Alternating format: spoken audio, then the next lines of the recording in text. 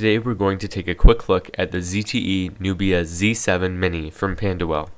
The box features the Nubia branding on the front and the specifications on the back in both Chinese and English. Lifting up the top cover, we'll find the actual phone. This phone is available in both black or white with 16 gigabytes of internal storage. There is also a microSD card expansion slot beneath the back cover. The plastic film on the back labels each component in both Chinese and English. Lifting up the back cover, we can now remove the film. You can now see the microSD card expansion slot, which supports up to 64 gigabytes. This phone is unlocked and dual SIM, and the frequency list is the longest I've ever seen.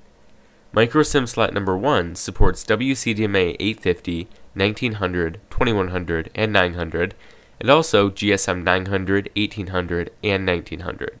Micro SIM slot 2 supports 4G LTE, FDD-LTE Band 1, 2100, Band 3, 1800, Band 7, 2600, and also TDD-LTE Band 38, Band 39, and Band 40. Here's where it gets interesting.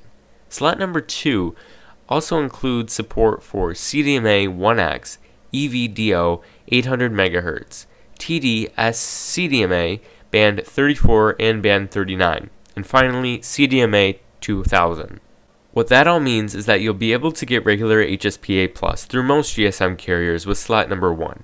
With slot number 2, you can get 4G LTE with most GSM carriers, including AT&T in most regions and T-Mobile in some regions.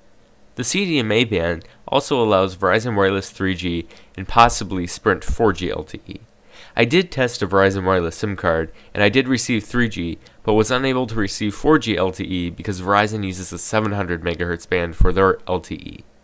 I've never even heard of a phone that operates on all 4 United States carriers, so this is really impressive already. The 2300 mAh battery is non-removable, and I'll need to do some testing on this before giving any time estimates. Continuing the unboxing, we'll find some documentations from ZTE and also a Pandawill Quick Start Guide. There are additional instructions printed on the box, but they are also in Chinese. Next, we'll find a standard micro USB cable and also an AC US adapter. ZTE did include a European adapter in the box as well. Moving everything aside, we'll now take a quick look at the Nubia Z7 Mini. In the top left corner, you can see the 13-megapixel Sony IMX214 Mark II CMOS rear camera with an f2.0 aperture. The Nubia branding is also on the center, with a micro USB port on the bottom right and speaker grill on the bottom left. The headphone jack is on the top right, and the power button is on the right side, just below the volume rocker. Powering on the device, we'll see a 5-inch 1080p Full HD display coated in Corning Gorilla Glass 3. There's also a 5-megapixel front camera on top and 3 capacitive buttons on the bottom. The phone is powered by the Qualcomm Snapdragon 801 2.0 GHz quad-core processor with the Adreno 330 GPU. It also has 2 GB of RAM. It is equipped with 802.11 AC Wi-Fi and Bluetooth 4.0.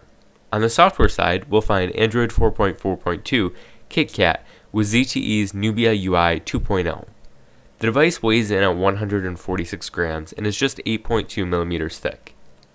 Please stay tuned for my review, and as always, don't forget to like, comment, and subscribe to see more phone unboxings and reviews.